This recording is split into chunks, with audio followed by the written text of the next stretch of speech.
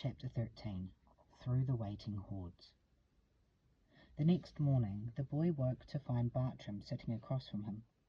"Well done," was his good morning greeting. The boy asked, "Do I have to go back to the land of confusion?" Bartram replied, "Yes, my young friend. It's the only way to the Triple Peaks."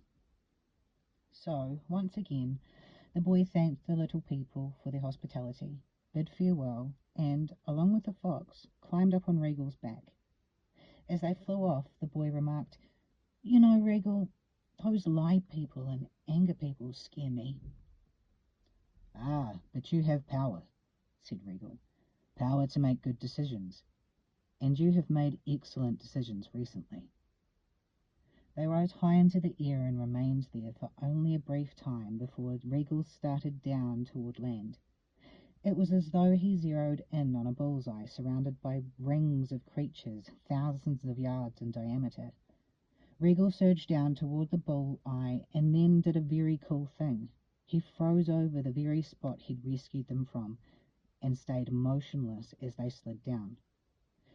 And once again, in the middle of the hordes of anger and lie creatures, they were in the same exact situation from which they had been rescued by Regal. Or were they?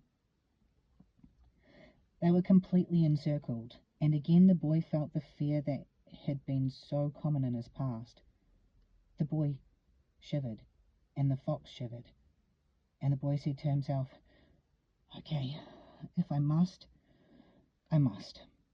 He stepped out into the middle of all the creatures, who were still seething with hate and anger. He used his new word and shouted, "Back! Get back!" At that, almost miraculously, a pathway opened up through the horde of creatures. The boy, feeling bold, moved through them confidently.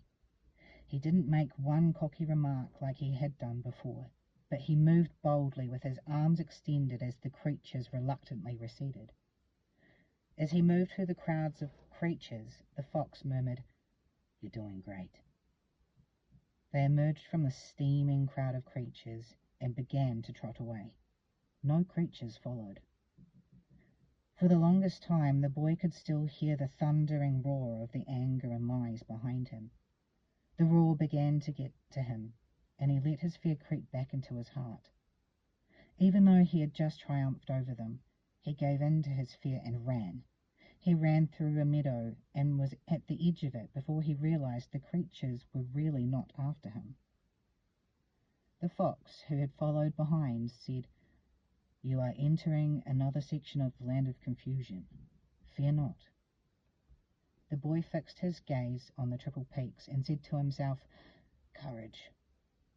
The fox went on to tell him that the lie and anger people would not follow him through this next section.